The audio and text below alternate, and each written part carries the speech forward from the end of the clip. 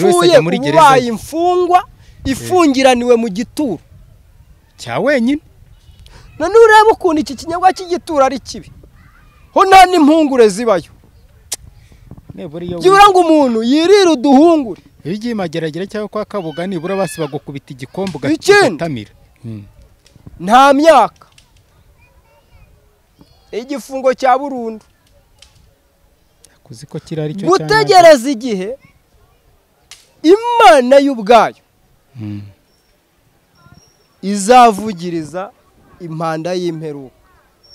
Ubundi twese baba ngo abazaba bakiriho turukugendana baba bapfuye uyu munsi ngo twese tuzazukira guca imbere y'intebe y'urubanza rw'Imana. Muri ibi mvuze ukwiriye kubanza ugatekereza ukaba nk'inka irya ubwatsi ariko ikaza kugira igihe cyo kuza. Ko kantu ko kuje ubwenge wana sibyo abantu dukora hano ibiganiro cyangwa duhereza ijambo ry'Imana cyangwa duhereza ubuhanuzi batakaje igihe cyitwa kuza.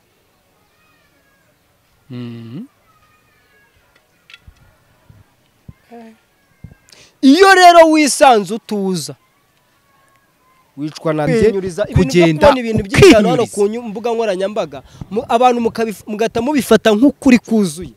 Mwiga umutima wo kudahita mufata ibintu byose nk'ukuri kuzuye, ari nazo ngaruka mwagiye mugira ubwo mwabonaga baza biyita abahanuzi mukagira ngo n'abahanuzi nyamara mutatangiye kugenzura. Uyu munsi mukaba murogereta ngo abantu barabibye. Murakoze ndabashimiye. Urimo urabwira abavuga ibyo bavuga nibyo ariko ntiwabibatumye. Ariko umunwa kandi uberaho kuvuga,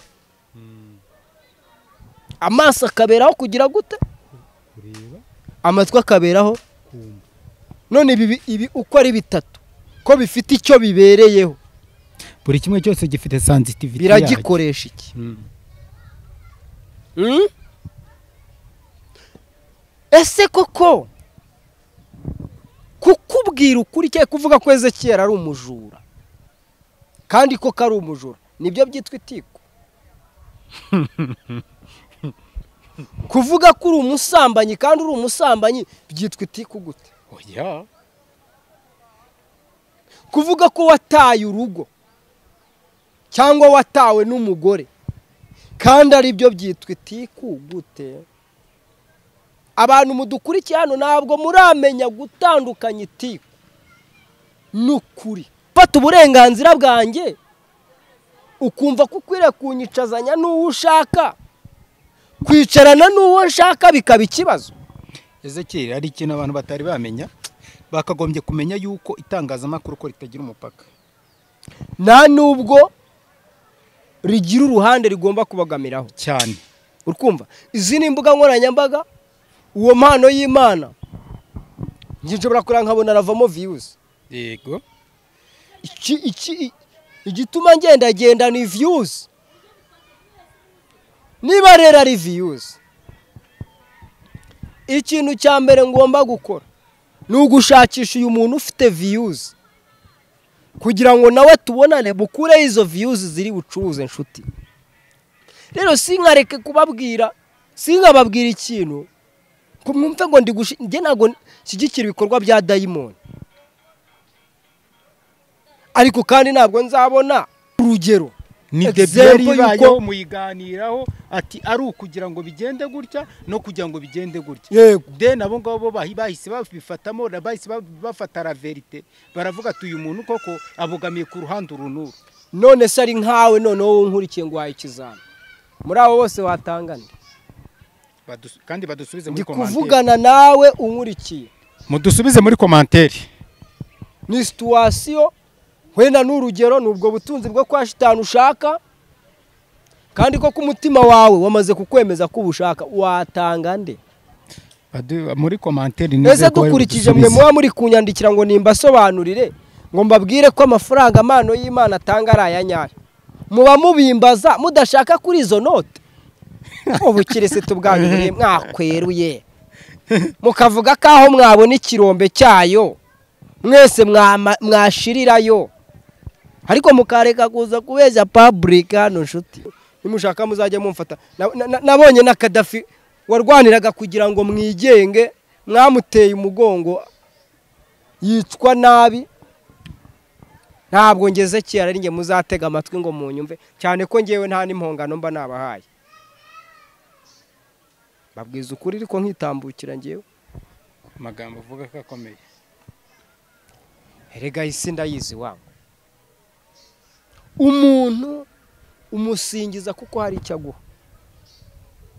Iyo nta cyaguha n'umusingiza. Ariko isi uyu munsi niko imeze. Nese ubona abantu twebwe dusenga. Iyo turi mu butayu kuko dufite amasezerano yuko izatugirira neza dusenga cyane. Iyo ya masezerano y'ineza y'Imana amaze kudusohoraho dusenga gake. Ya buri kwezi ubundi ajye yicara kuri kiranuka ryarebwa ritarebwa, azajya abona igitunga umuryango we maze abigukorera. None se we kari we wanditse ngo urashaka ko ngo umuntu abwiriza ijambo ry'Imana, urumva wowe ubwawe views yawe imwe izagira ikituma kimemba kuri YouTube bigakunda? Ezeki wenda gato cyane. Hari ibintu rero muba mugomba kubanza gutekereza mwe munkurikiye, mukabanza mukanabyumvisha ubwonko, mukabanza mukamenya ko turi mu isi dukenera ibyo kurya, dukenera imyambaro, dukenera ibyo kujyana kwa muganga, dukenera hanyuma mukamenya ko natwe mu buzima bwacu bwa buri munsi tutitwa abakozi b'Imana kugira ngo duhore tubategeye ibiganza. Je ntabwo nitwa umuhanuzi kugira ngo mpore negera ibiganza bagomba kubitegera. Uwamaye nkwiriye kumwereka ko nanjye ndi mu mukozi. Nibyari nzamara imirimo wamaye ngo nsezere ku isi, nigereriye mu ijuru nsangeyo uwampfiriye, turirimba n'indirimbo ya Mose n'iy'umwana w'intama, nzamumenya ko ari Yesu mukiza wanjye wapfiriye, nzamumenya ko ari Yesu mukiza wanjye wapfiriye, nzamumenya ko ari Yesu mukiza wanjye wapfiriye. Reka ngusuhuze uwe udukurikira umunsi ku wundi, ndagushimira kuri inshuti nziza kandi ukaba uri umuvandimwe wakadasoka. Imana y'amahoro ikumera umugisha mwinshi. Mazina yanjye nitwa Ezekiel Rukundo hano kuri Kiranuka TV. Mbonereho kukubwira ngo simbukira ku Ntoranwa TV, ukoreho subscribe, sharing ikiganiro uribuze kubona ku Ntoranwa maze ubundi hashye. Tutibagiwe YouTube channel yitwa Supreme TV, iyo nayo ushobora kugenda ugakora subscribe, ndabona iri hejuru cyane kandi ibintu byose bimeze neza cyane, nuko manutse kandi havereka ntikomereze uri mu biki wa mugabo ko uba umeze nk'umuntu uri gukubagana. Hano ndimo ndibonera ukuntu Reverend Pasteur Justin maravuza irumbeti.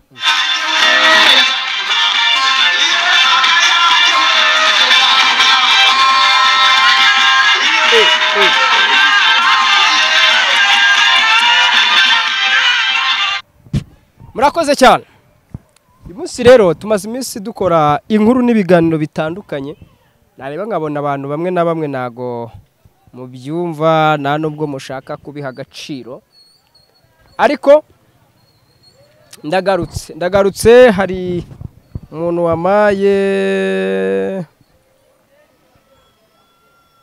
uyu muntu yanyandikiye arambwira ngo mwaramutse neza, nimero yanyu nayikuye kuri YouTube kuko ndabakurikirana cyane, nagira ngo ndagusabe utashe uyu muntu yigira gura ngo ni impano y'Imana n'umusuma n'umujura.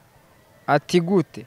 Nje yambwiye ngo ndamuhe igaze ya mitsingi anyishurize abafitiye amafaranga cyangwa se amahera, byarangiye anyibye, ndamuhamagara ntafata fone. Muri make ni esikoroke, ntasubira na rimwe ampaye nkareba.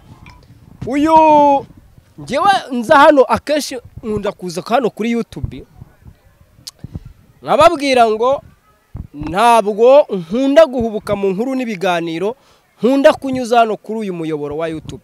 Ofete ushobora kureba ukagira ngo ngenda hubuka, ariko hari uburyo nitwaramo muri ibi bintu. Ati gute? Y'umugabo mpano y'Imana, mu byo yakora byose no mu buryo nsenga Imana, nta na kimwe yakora cyanyemeza yuko ari umudayimoni. Ko ni ukuri. Kubera iki? Kandi nubwo yaba ari umudayimoni, ngendemanywe ubudahangarwa bw'ijuru. Ntabwo ndi uwo gutinya devils, ntabwo ndi uwo gutinyuka imbere y'izo dayimoni. Noneho umwuka uri muri jye ugatwika iki? Abadayimoni. Mwe rero mukora inkuru n'ibiganiro, muvuga, munahamya, munandika amakomanteri ko uyu muntu ari umudayimoni. Iyerekwa ryanyu riraciriritse by the way. Ko ni ukuri. Kuko tugomba kuva ku rwego rwo kugendera ku marangamutima yuko twabonye umwe, babiri cyangwa batatu bafashe umuntu, noneho ahubwo natwe tukigirira ihishurirwa kuko duhawe n'Imana. Nkawe uvuga ngo ni umudayimoni, umudayimoni arahindukira akaza akaba umwesikoro. Umudayimoni arahindukira akaza agasaba abantu amafoto y'ubwambure, nuko umudayimoni yaba ayobewe ubwambure bw'umuntu runaka ashaka kureba. Kuriya kuvuga ngo bicishe kuri WhatsApp, akabantu mwagiye mutekereza tuzababwire tuzageze rya.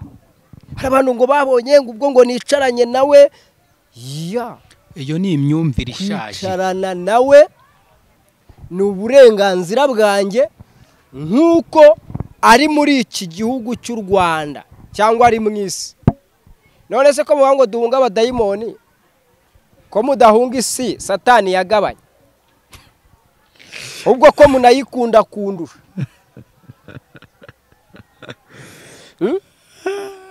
Iyi si Bibiliya itwereka ko Satani yatewe n'umwuka wo kwishyira hejuru mu ijuru.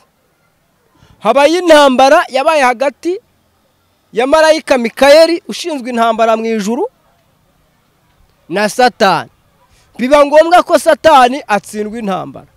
Ijwi rirangurura mu ijuru riravuga ngo ishime wa juru. Yego.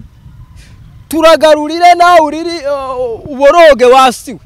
Ugushije ishyano kuko Satani akumanukiye afite uburakari bwije ko muyituyemo. Cyo ni ikibazo. Umunsi wavutse mu nda ya nyoko, ijwi twumvise urira nuko hari ubonye ibyago n'amakuba biri ku isi bigutegereje kuki utasubiyeyo.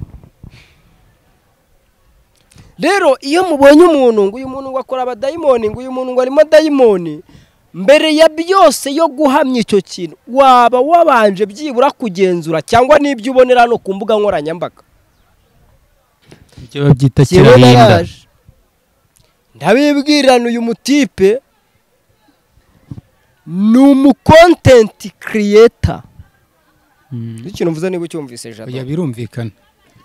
Ni umukontenti kiriyeta ushobora kwifashisha izi kontenti yereka abantu ko abatubura amafaranga cyane, ariko nyamara atari ko biri. Afite ubundi buryo abikoramo by'umwihariko. Wabyumvise wowe ukagira ngo cyane ko n'uburyo yagitinga ibintu bye nyine ari yerurura akavuga akiyita dayimoni. Yego. Kuko nanjye nshobora kugaragara hano niyita umuhanuzi cyangwa niyita umukozi w'Imana. Cyane. Buri wese hano mu isi afite uburyo ashobora gushakamo amaronko, ariko uragiye mufata nk'umuntu wishakira amaronko. Oya niko bimeze. urumva njye mbabwiza ukuri mufata nk'umuntu wishakira amaronko ibyo bindi byo kuza ngo ni shitani ngo ngiye sindi bumukore mu biganza ngaraba njyanye kwa shitani ndugu yangu ngiye nago ndema nk'ubwoba muri nge. Ariko wenda gatoya cyane se mu by'ukuri abantu bavuga ngo ni shitani koko akora iby'ubushitani cyangwa ni shitani cyangwa ni maji?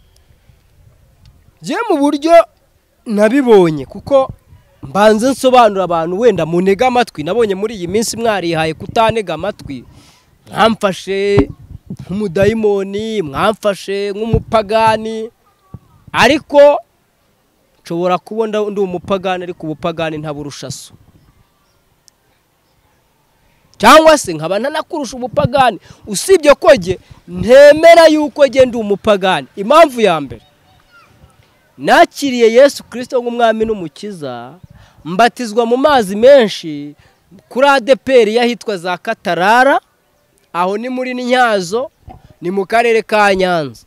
Nujya gukurikira urasanga bamfitemo ubuhamya bwuzuye cyane. Ndaza nshikira ADPR ya Kabuga Siege mva kuri ADPR Kabuga Siege ndaza nikubita ADPR Masaka izo zose ni baro ADPR Masaka ndaza nikubita ADPR Katabaro.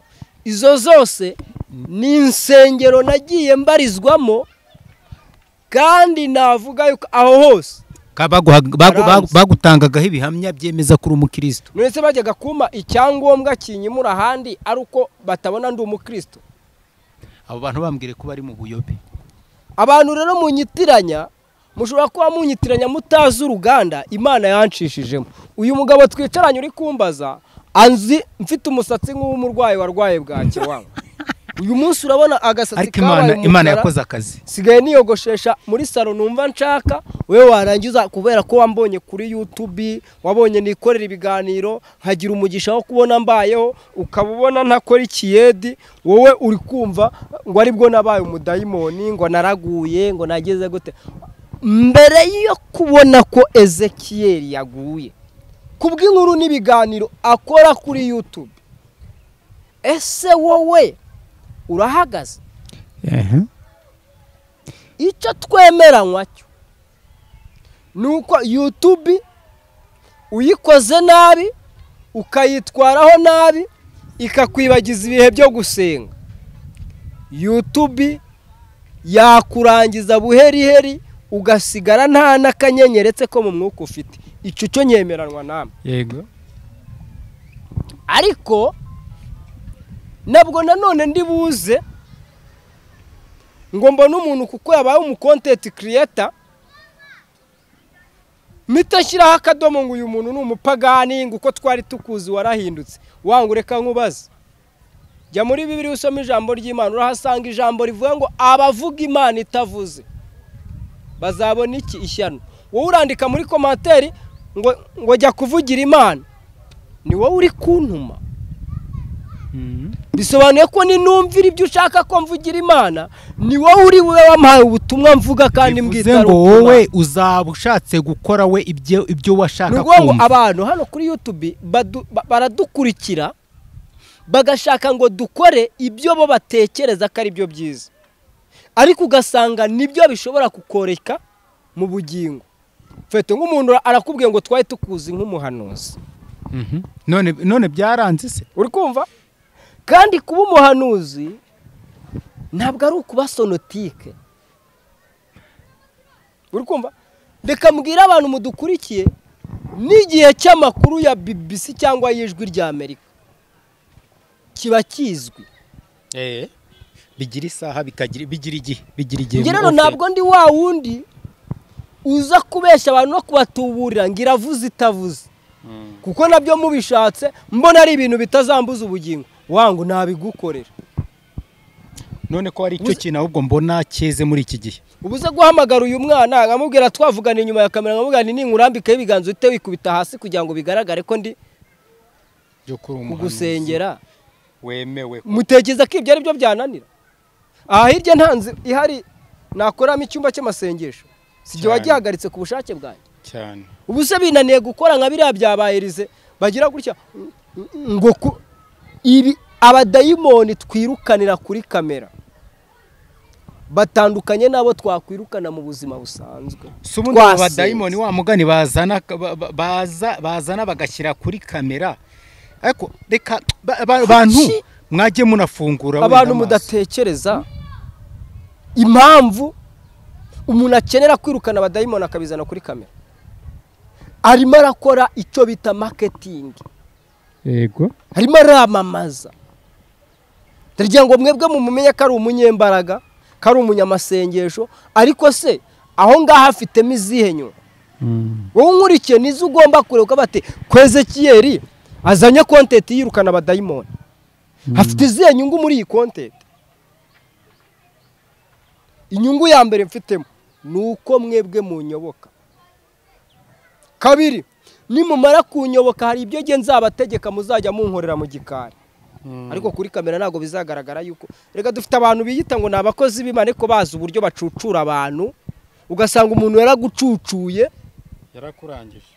Ariko kubera ko ngiye nkubwira ntunyumve, ngiye nta zindi nyungu zo kukubwira usibye ko ninibonera utuviyuzi hano buraza gucya kabiri wawe. Ibiraba byabonetse. Ngi biraba byabonetse kandi icyo mba nshaka simba nshaka ibya mirenge.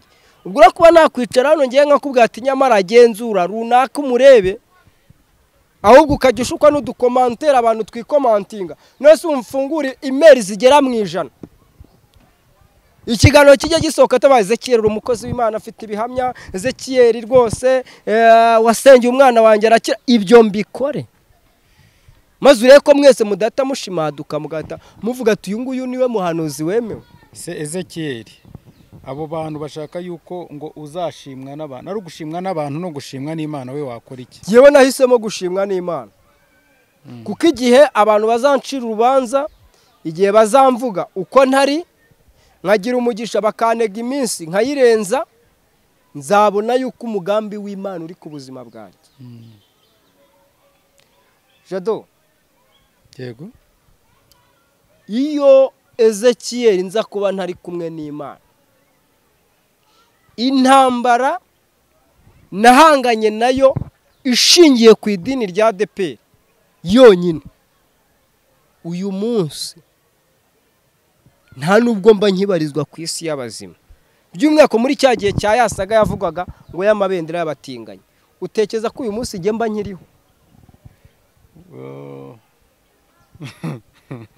Tuva aho ngaho tuve ku bijyanye na ADEPR. Intambara ndwana nayo kubwiye YouTube channel ya Kiranuka TV gusa.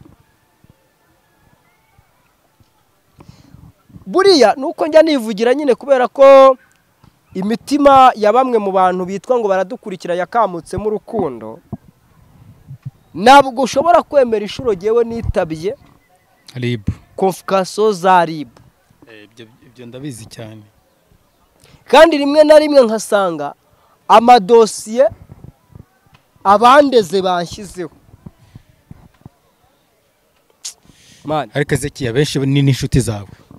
Ubizi neza ko hari igihe nigeze guhanura ubuhanuzi nkahita nshyirwaho dosiye n'abantu yuko ndi umugambanyi w'igihugu.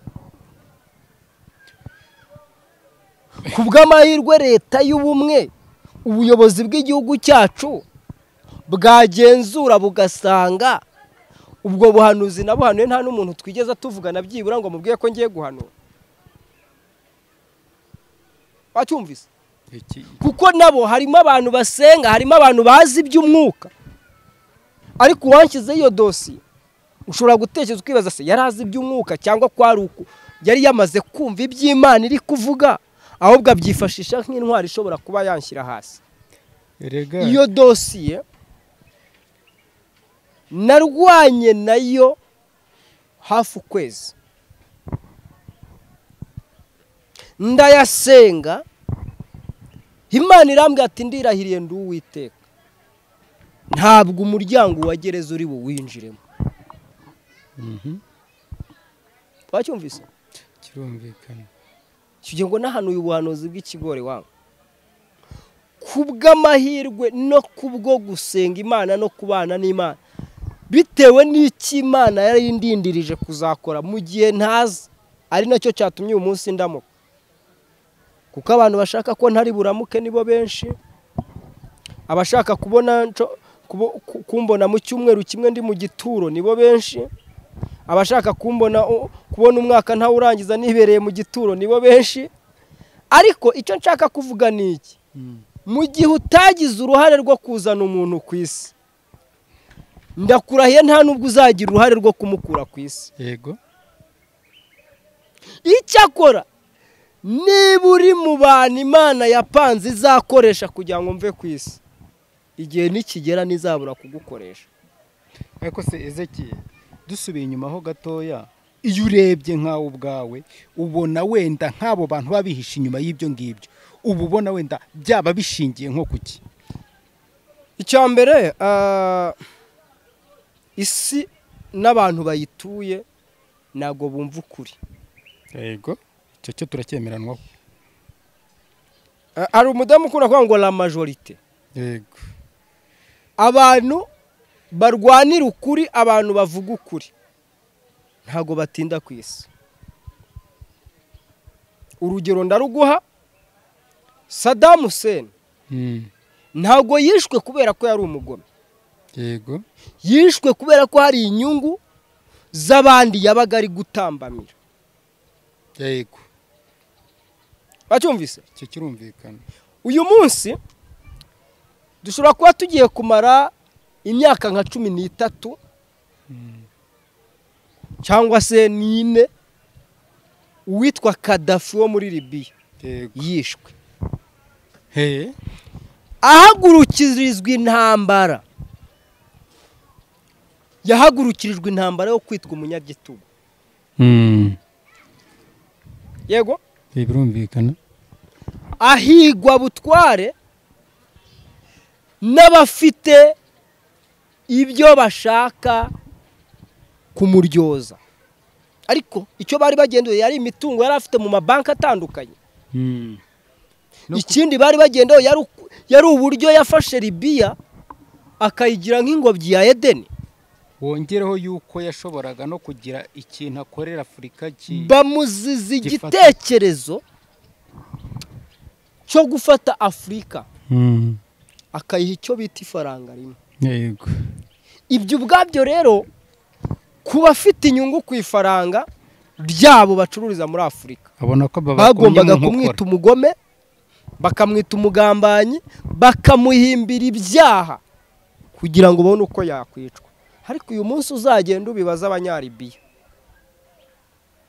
nibo bazakubwira ngo tugize amahirwe twabona ituzurira Gaddafi.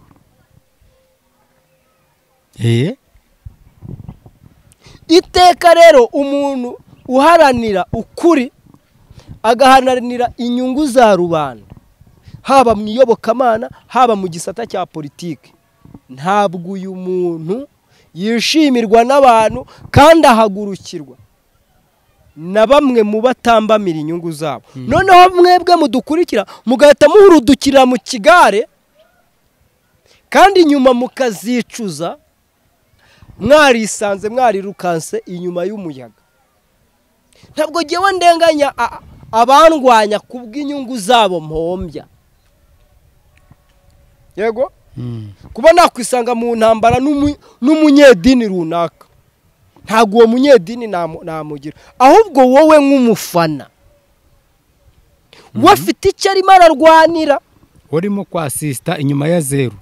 None wowe wibereye inyuma ya zeru kandi undi we arimo ararokora, uri umufana. We yarupoye ntacyo uri kwica, ntacyo uri gukiza, ahubwo mwibutse ko uri murishyiraho amaraso y'utariho iki icyaha, kubera ubugoryi, kudatekereza, kutayoborwa n'umwuka. Rimwe na rimwe mwibwira ngo umwuka ayoborera abantu mu kugira gutya. No, umwuka kuyobora no mu by'ubwenge. Muri ibi mvuze ukwiriye kubanza ugatekereza, ukaba nk'inka irya ubwatsi ariko ikaza kugira igihe cyo kuza. ko kantu ko kuje ubwenge wa sibyo abantu no dukora hano ibiganiro cyangwa duhereza ijambo ry'Imana cyangwa duhereza ubuhanuzi batakaje igihe cyitwa kuza.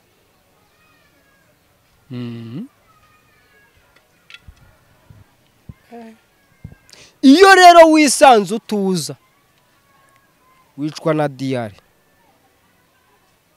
urwara inzoka mvuga abantu barwaye nizo kumva nabi mu buryo bw'umwuka. Umuntu akumva ikiganiro umuntu yakoze akacyumva muri kontereta y'itiku, ntibongere gusubiza inyuma ngo babanze bumve neza icyo umuntu yakoze. Ariko ninde muntu hano ku isi warusha itiku umuntu wigisha abantu, abigisha ijambo ry'Imana, abakubitisha ijambo ry'Imana, anabacyuriramo?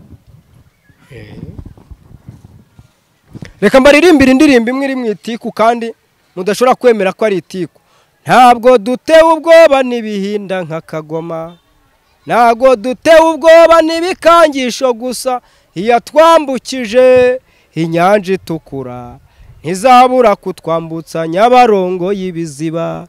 Abavuze ibya mbere bazavuga n'ibya kabiri. Nta tiku ririmo.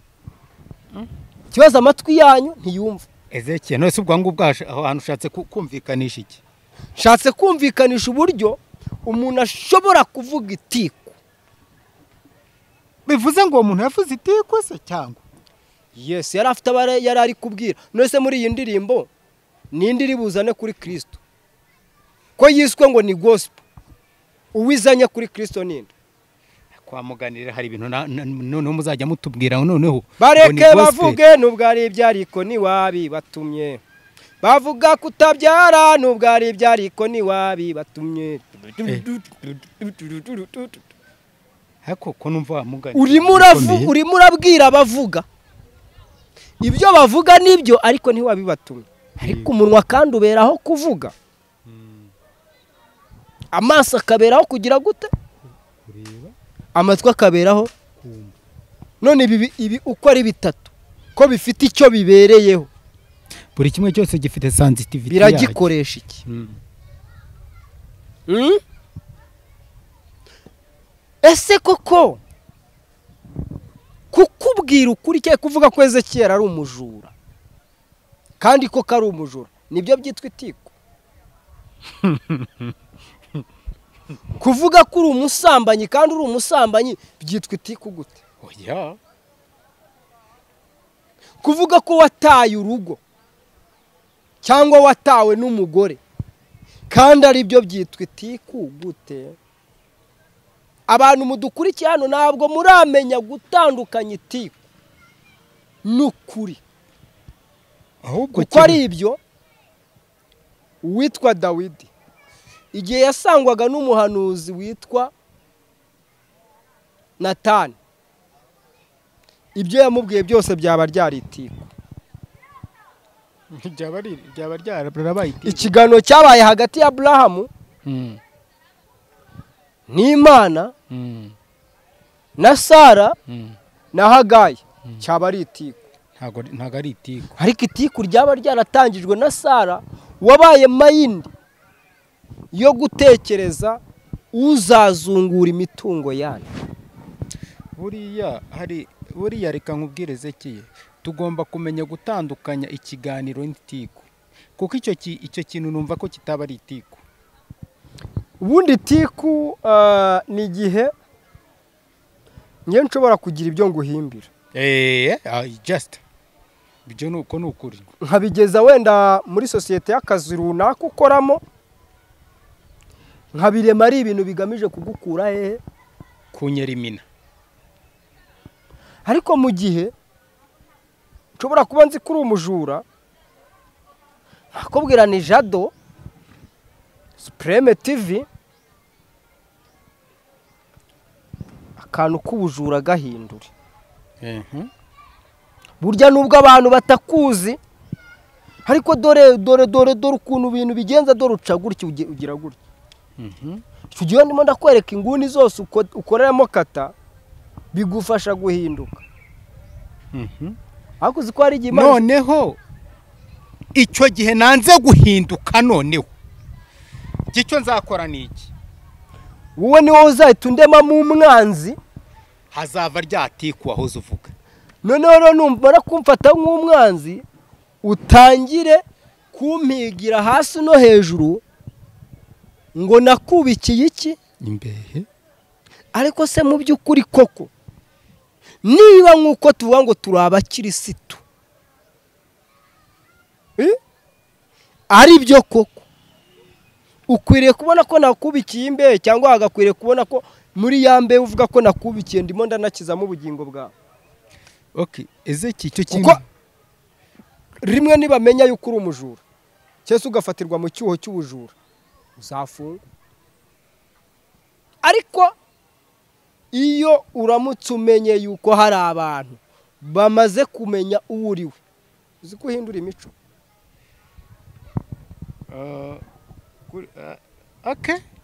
buriya reka nkubwire, abantu umuntu wemeye guhinduka ni wa muntu ushobora kuba yakwemera ibyo bintu wamubwiye. Ariko ndakubwiza neza ukuri yuko genuramo kunyegereye ukaza kumbwira imico yanjye runaka mfite, urumva ya mico yanjye birashoboka ko nshobora kuguhindura umwanzi, urumva. Noneho nimba ntemeye kugira ngo numve impuguro wampaye, iri foke nzagukereyamo iki umwanzi, niho ya matika azazamukira. Rero sinzi niba icyo kintu wenda cyaba cyumvikana.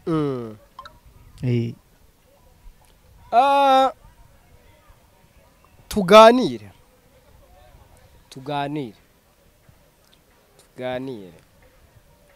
umuntu ndashaka kwibariza mu bantu badukurikiye, muze no kunyemerera iki kiganiro byibura ugikurikira.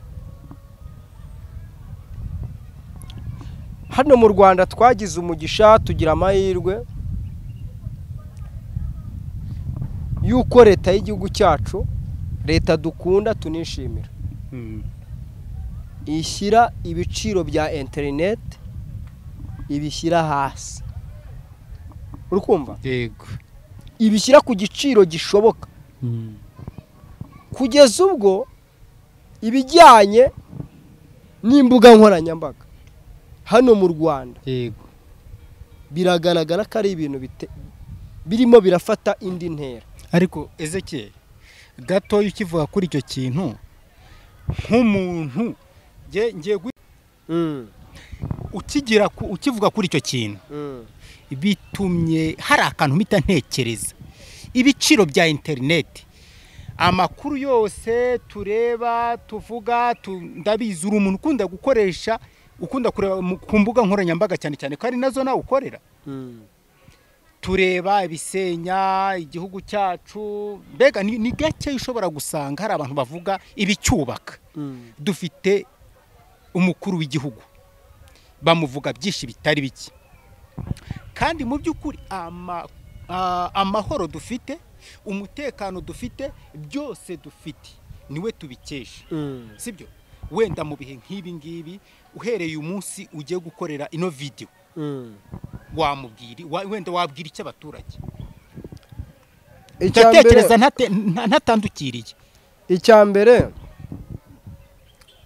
mu Rwanda dufite ubuyobozi bwumva kandi bugakunda ibitekerezo by'abaturage. Yego. Ari nayo mpamvu leta y'igihugu cyacu idushishikariza kwihangira imirimo. Yego.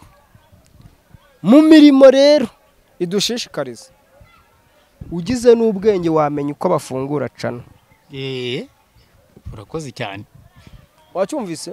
Nacyumvise. Wagira ubwenge, wagira n'amahirwe, ukaba ufite impano yo kuvuga nk'uko natwe tuyifite. Rega abantu bose ntago ari ko bagira impano yo kuvuga. Imbwirwa ruhame. Ubu uku kuvuga kwanjye, uhereye igihe wowe unkurikiye wamenyeye yuko wamenye kuri YouTube, niko kuntunze. Rero ufite ukameshoninga leta y'igihugu cyacu uwo njye simwitaho. yego Ibyo bitekerezo njye nanabyima n'amatwi, mubwira ati bona giserere, nkamenya ko gahunda ari kuri Lokenzi aha ku Gipfusi. ako gapira nduzi wakenyereho ni gapira kameze arako mfite mu rugo kako, cyakameze nk'aka ngaka kanjye. oya ntago ariko akangaka kameze nk'aka kanjye, nake tsinda ryitwa ngira nkugira bakarebe dore ngako nk'aka ngaka kanjye. urumva gahunda ubu no kuvuga ngo duhereye kuri uyu munsi turabura iminsi 8. urukumva ubu no kuvuga ngo ni uyu munsi ni ku cyumweru. ubwo no kuvuga ngo uko biri kose ku wa mbere w'icyumweru gitaha, cyako turabare hanaguje ku wa mbere w'icyumweru gitaha turahurira ku Gipfusi. ikote mbega n'urucabana kandi kuvuga ko ku wa mbere tuzato ni uweje uvamo undi ni amatora abantu munabimenya. oya tuzahurireyo. ngewe rero saa 12 nk'uko nazindutse njya kwamamaza umukandida ari Nyamirambo, nazindutse saa 8. mwana wama ko nabyutse nkagenda saa 8 nayo nageze, ko nagiye mu miduha saa 7 nkahagera nkananirwa nkanicara nkasinzirira. ni saa 8 nge nayo nagezeyo. uko rero niko nzazinduka, ahubwo ibiro by'itora saa 10 muzaye mwabifunguye banyakubaho, nzatore kare mbone no kwigira mu kazi nzi ngo namaze gutora.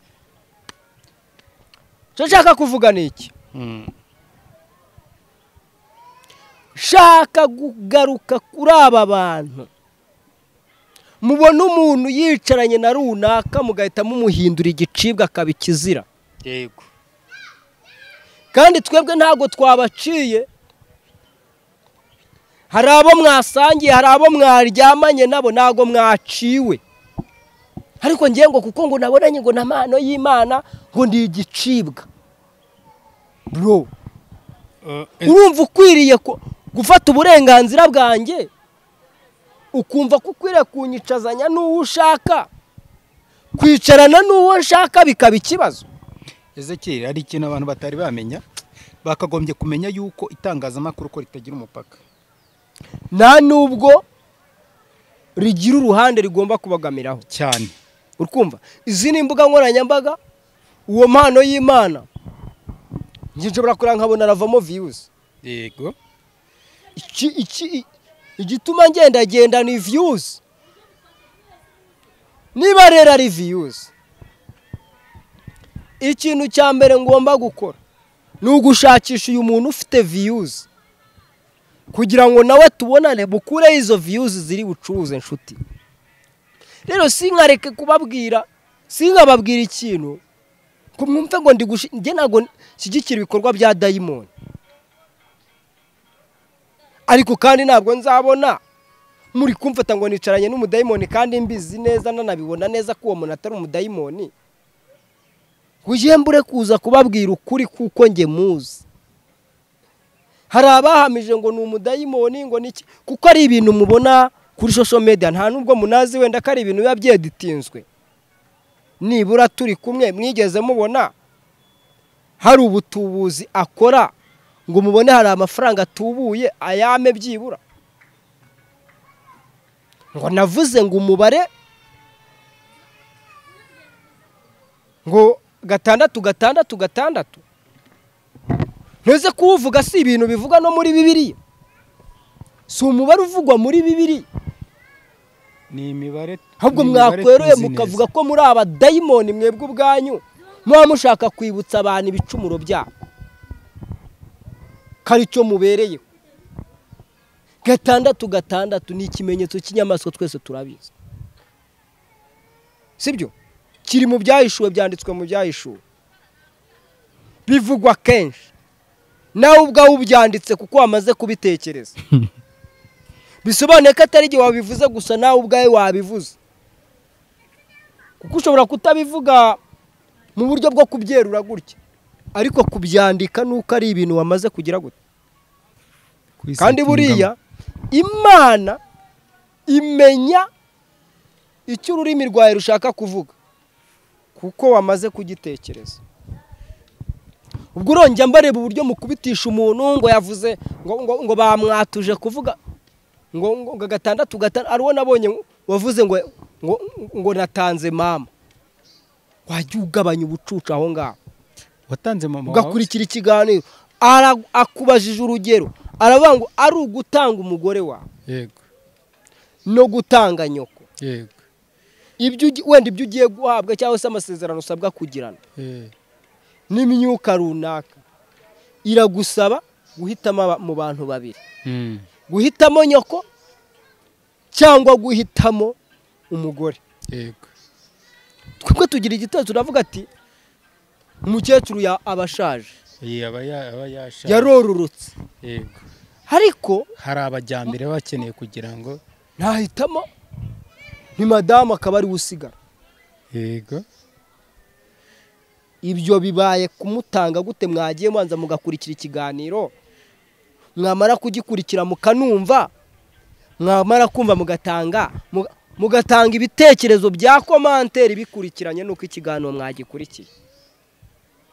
Bundi kuki abantu mutaramenya yuko komenti ari ibitekerezo by'uko mwumvise ibintu? ni ukuvuga ngo ubwo mukumva ko komenti ari zo gutukaniramo, komenti nizo kurisha abantu utwabanyina, nizo kurisha abantu amabere ya banyina, nizo kugira gute, nizo kwita abantu imbwa, nizo komenti. Mu by'ukuri tujye tuvugisha ukuri ko muzanapfana n'imivumo mugapfa munarimbutse mutanazi n'ibibarimbuye, byibura utitakumye hano kuri YouTube ukazira komenti gusa ntuzarimbuka. ni ukuvuga ngo bo barebye ako kantu kaje ari nka debi yari ibayeho, rwari urugero ni debi yari ibayeho muyiganiraho ati ari ukugira ngo bigende gutya no kugira ngo bigende gutya. de nabo ngabo bahise babifatamo, bahise bafata la verite, baravuga ati uyu muntu koko abogamiye ku ruhande urunuru. none se ari nkawe noneho wowe nkurikiye ngo waye ikizana muri abo bose watangana kandi badusubize muri komanteri. Kuvugana nawe unkurikiye mudusubize muri komanteri.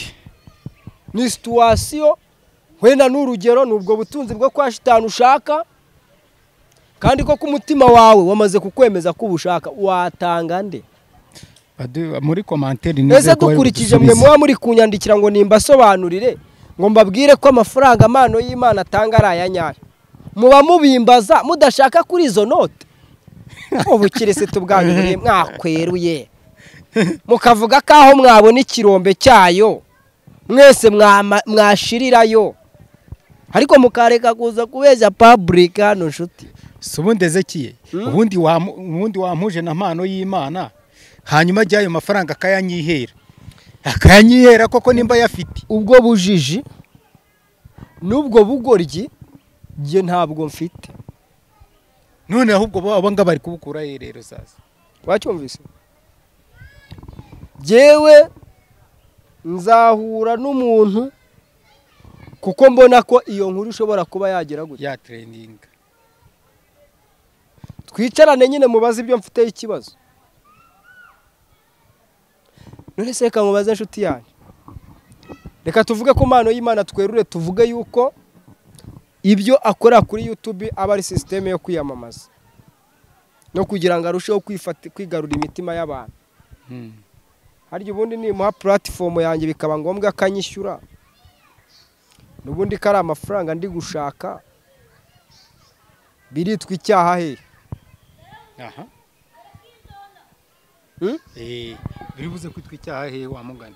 wenda twasezeranye ko tugiye guhura mu kiganiro ariko ari buma amafaranga, bikaba ngombwa kana yampera mu kiganiro imbere ya kamera ari kwamamaza, ariko nanjye nabonye icyamagurukije hano Kimisagara nkajya ari profi nawe umuprofise, mbonye internet tikamujya mureka mbabwiza ukuri, nimushaka muzajya mumfata. nabonye na Kadafi warwaniraga kugira ngo mwigenge, mwamuteye umugongo yicwa nabi. ntabwo ngeze kera ari nge muzatega amatwi ngo munyumve, cyane ko ngewe nta n'impongano mba nabahaye. babwiza ukuri ariko nkitambukira ngewe amagambo uvuga ko akomeye. erega isi ndayizi wawe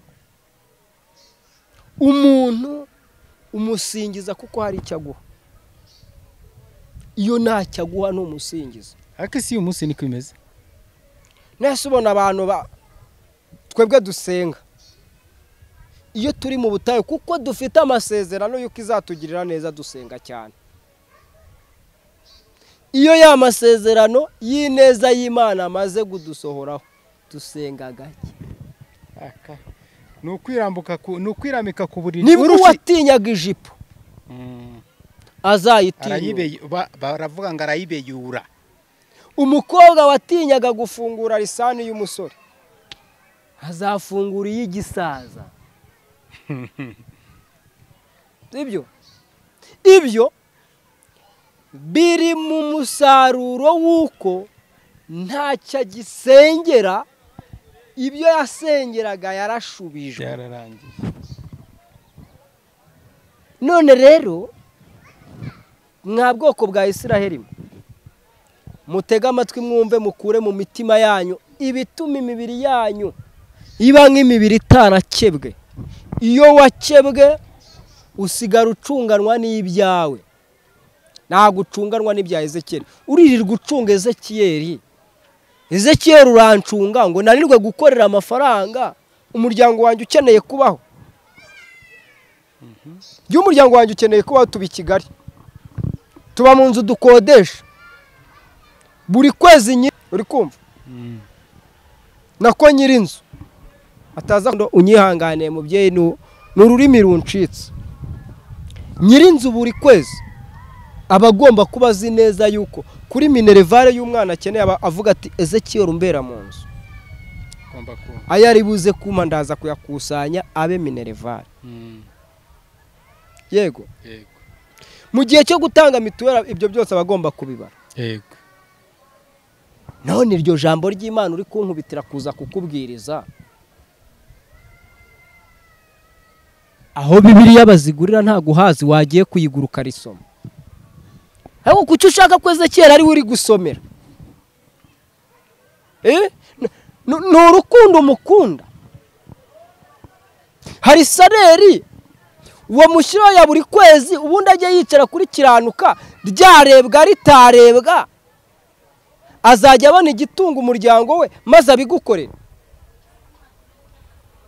none se we ko ari we wanditse ngo urashaka ko ngo umuntu abwirize ijambo ry'Imana urumva wowe ubwawe views yawe imwe izagira icyo ituma kimemba kuri YouTube bigakunda Ezekiyeli wenda gato cyane hari ibintu rero muba mugomba kubanza gutekereza mwe munkurikiye mukabanza mukanabyumvisha ubwonko mukabanza mukamenya ko turi mu isi dukenera ibyo kurya dukenera imyambaro dukenera ibyo kujyana kwa muganga dukenera hanyuma mukamenya ko natwe mu buzima bwacu bwa buri munsi tutitwa abakozi b'Imana kugira ngo duhore tubategeye ibiganza nge ntabwo nitwa umuhanuzi kugira ngo mpore negera ibiganza bagomba kubitegera uwamaye nkwiriye kumwereka ko nanjye ndi mu mukozi kuko ngiye gusenga simbikora nk'akazi icyakora kwicara hano kuri kiranuka mbikora nk'akazi rero aho kugira ngo gusenga aba ari byo mpindura akazi ikirisho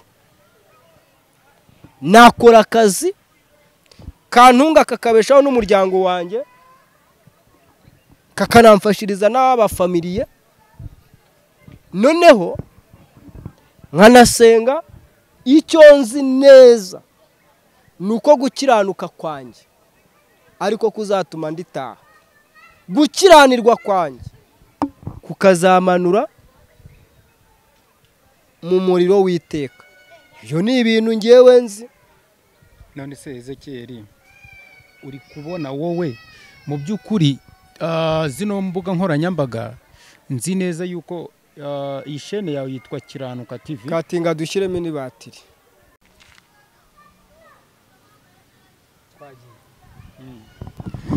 okay Ezekiyeli nzi neza ko iyi shene yawe ni Kiranuka TV.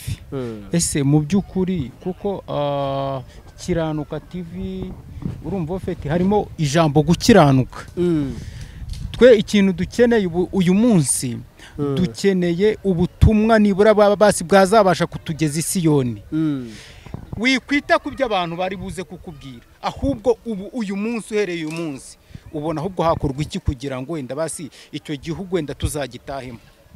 Ikintu cya mbere ndacyabwira abantu turi mu isi, yego ntago kwizera kutagira imirimo kuba kupfuye.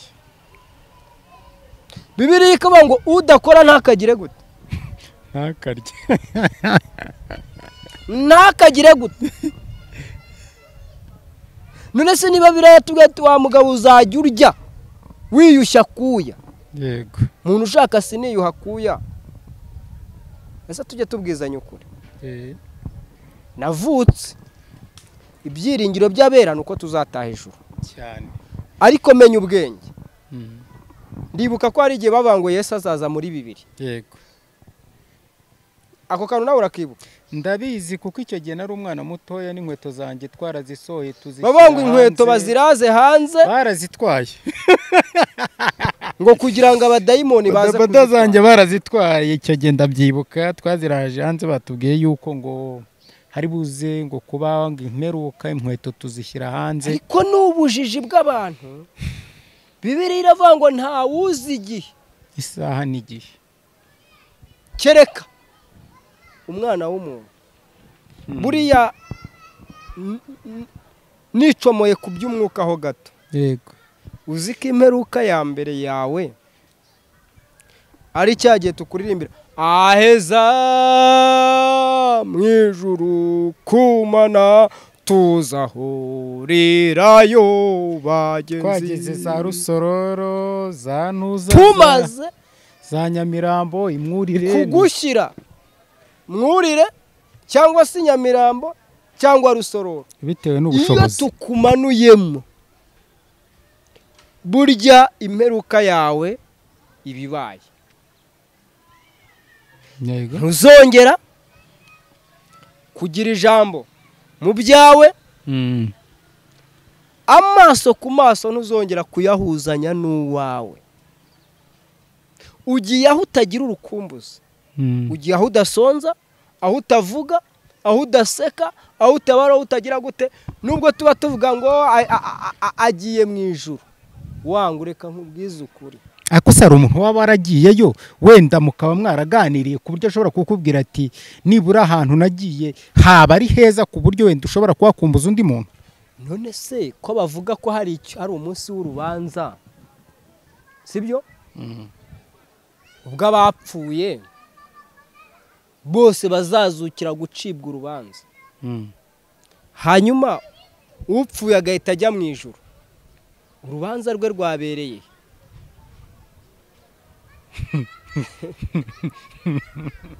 kuko nta muntu n'umwe uzaritaha atabanje guhinguka imbere y'intebe y'urubanza rw'Imana. Urubanza rwe rwabereye. Ahubwo icyo kintu ngiye mba numva ari ukutubeshya ngo hazabaho urapfa ukamera nk'imfungwa. Yego iyo upfuye ubaye imfungwa ifungiraniwe mu gituro cya wenyine. None ureba ukuntu iki kinyagwa cy'igituro ari kibi, ho nta n'impungure zibayo. Byura ngo umuntu yirira uduhungure. Iyo ugiye mageragere cyangwa kwa Kabuga nibura basi bagukubita igikombe ugatamira. Nta myaka, igifungo cya burundu. Kuzi ko kirari cyo cyane gutegereza igihe Imana y'ubwayo izavugiriza impanda y'imperuka. Ubundi twese baba ngo abazaba bakiriho turukugendana, baba bapfuye uyu munsi, ngo twese tuzazukira guca imbere y'intebe y'urubanza rw'Imana. Yego none mwabahanuzi mwe muvuga ngo mwagiye mu ijuru, ngo mwabonye paritoma Pastor Theogene arimo, ngo mwabonye paritoma ngo Mariya nyina wa Yesu arimo, mwayibonye hehe? Iryo yerekwa ryanyu murumva ari yerekwa riturutse ku mukama baba bari kudufera w'ijuru, bari kutubeshya. murumva mutaba muri gukina n'ubwonko bw'abantu mwebwe. Cyukura gukina n'amarangamutima y'abantu biroroha. Ubu ndamutse ngiye hari ako gashorishori k'igiti nkabasha kuba nahagararayo nk'inyoni ibiro byanjye bikabasha kuba bya resista iriya hano, bahita babona ndi marayika. Utambonye nk'igini wambona nka marayika, kandi waraganiriye na. Niyo mpamvu impano y'Imana ubibarangatanya gutya abantu bagahita bamera nk'aho bataye kiribure z'ubwonko, bamubona nk'igini, abandi bakamubona nk'igisubizo kije kubamara imibabaro. Ariko nta munsi n'umwe impano y'Imana, niba Yesu yaraje mu isi agataha imibabaro atayirangije, impano y'Imana si uzayirangiza. None se ubundi kumva ari impano y'Imana wumva ari Imana? Umuntu uzarangiza imibabaro ku isi ni Yesu Kirisito wenyine. Utari Yesu ntabwo azigera arangiza imibabaro. Yego. Kandi nawe kuza kuyirangiza yaje mu isi, amaze kugera mu isi akora icyo bita gucungura. Atanga igiciro cy'amaraso, agitangira umwana w'umuntu kugira ngo umwizera wese atarimbuka ahubwo ahabwe ubugingo bugize gute? Buhoraho. Wacyumvise? Erega ntago kujya mu ijuru ari ikintu kizagora umuntu cyangwa kigoye ku mwana w'umuntu. Ni akantu kitwa kwizera. None rero Ezekiel, noneho icyo cyatumye Yesu Kristo umucunguzi w'ubugingo bwacu atangwa nk'igitambo kigomba kweza Ezekiel, kigomba kweza Jado, kigomba kweza wowe unkurikiye. Yego, mu gihe udakomeje kuba umufungamutwe, we gusa ukemera ukimara kwizera ko Yesu Kristo ari umwami n'umukiza w'ubugingo bwawe gusa, exactly wejejweho ibyaha byawe byose. Urubanza rwari rukuriho imbere y'Imana rukuvuyeho. Yego. Imana ititaye igihe wazinywereye, ititaye igihe wasambaniye, ititaye igihe waragurije, ititaye igihe warogeye, ititaye igihe wiciye. Ukimara kwatuza akanwa kawe ko Yesu Kristo ari umwami n'umukiza w'ubugingo bwawe, reka mbasubize rero, nubwo twikarakasa hano, nta numwe uzi uburyo Yesu akurikirana uwo yejeje. Urakoze cyane. Icyo nicyo nari nkeneye kumva ubundi. Kubera ko ngahishuriwe noneho ndi mu kiganiro, uyu Yesu wibuke ko yemeye guta 99 akajya gushaka imwe. None nge watuje akanwa kanjye ko Yesu Kristo ari umwami n'umukiza w'ubugingo bwanjye, gute nzaturguriye Yesu akabura kunkurikirana? Hakuzi ko musetsa cyo mukundira yagiye gukurikirana ubu ntago abimenyesha abana b'abantu, nta n'umunyamadini abimenyesha, waragenda akakurikirana. Muri make dufite gikurikirana mugabanye induru n'indishyi, kwa nicaranye na mpano y'Imana gikurikirana yanjye murayizi mwe. Nta kamera atera, nta kamera atera wewe. Yesu se afite kamera yiwe yihagije itarebwa n'undi muntu ore wese. Kubera ubuhumyi bw'abantu bo bazahora bakubarira muri kahise. Uri kumva? Nta n'ikintu uzavuga ngo bazabone ko wahindutse. Oya, bazanashiduka. Ariko nkamwe mwese mubona turi abapagani twe dukora ku mbuga nkoranyambaga, ninde muzamuri muzanga kudukingurira ku irembo ry'ijuru? Hari zamu umva za ninzamuka ukabona ndeze Ezekiel, uzafunga umuryango niba ufite ubushobozi.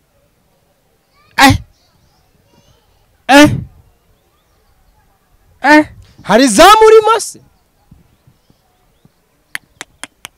Hari umugabo umwe Ezeki uvuze iryo jambo numva nakagize ubwoba. We wandika ku manteri waragizwe umusekirite ushinzwe abinjira, hakaba hari agakayi wahawe kazambuza kwinjira. Ariko uko biri kose, uko twese turi muri iyi si, twese dufite amatsiko, tunategerejwe twese kwinjira aho tuzinjira.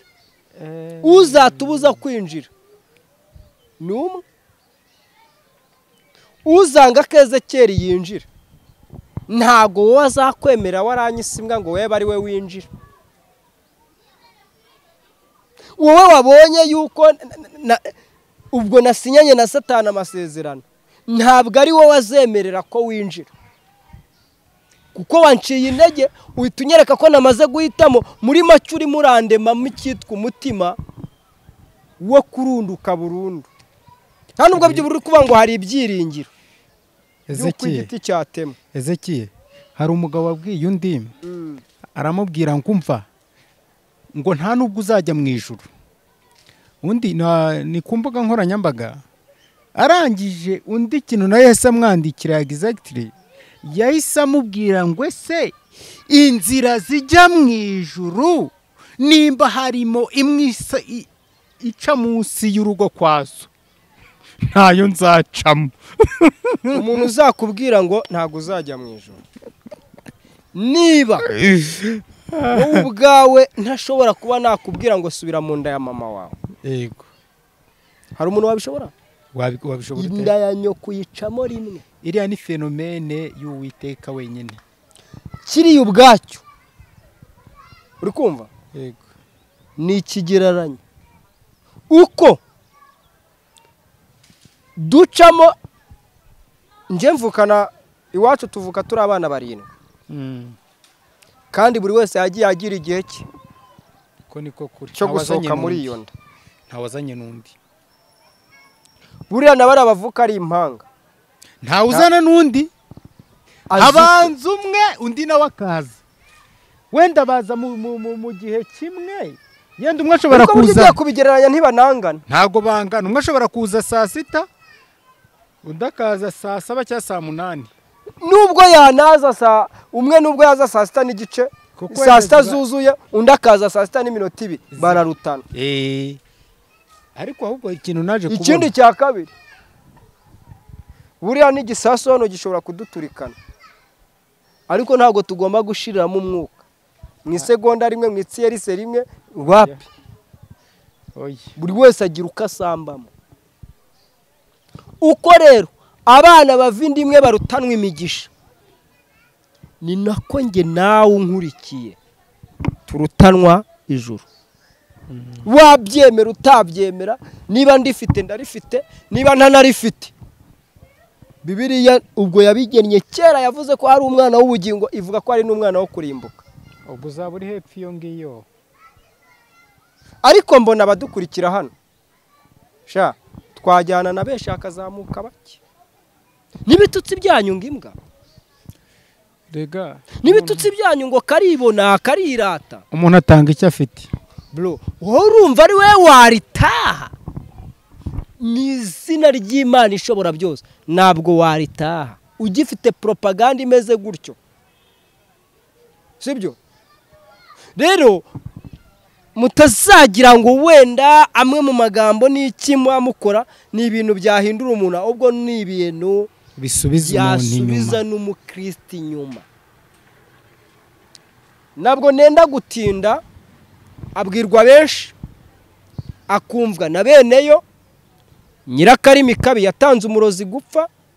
Icyo mbabwira, nawe nushaka guhura na mpano y'Imana kugira ngo uzahinyuze, uzagenda uhure nawe, urebe ibikorwa bye, uzagaruka uzi gutandukanya ukuri n'ikinyoma. Ariko mbona jewe tukiri aho ngaho, mbona gukorana ikiganiro na mpano y'Imana, mbona nta kibazo kirimo, cyane ko mpano y'Imana ni umuntu w'umugabo, nanjye ubwanjye naramubonye, ni umuntu usanzwe wenda nimba kuko sinzi nashaka bari umudayimoni ariko ibyo ngibyo iby'abadayimoni ntabyo nzi kuko ntabwo ugenda ibuze icyo kintu ndibuze kugihamya kuko nimba hari abantu bize kwa Karirosi habaye abamajisiye sibyo kandi na hano hose kuri ino si dutuye habaho maje hari abantu bazi gukora maje nubwo umuntu yaba ikivejuru sibyo jewe ibijyanye no kuvuga ngo ni umuntu ni dayimoni respect for him rwose simuvuze nabi kuko naramubonye n'umuntu w'umugabo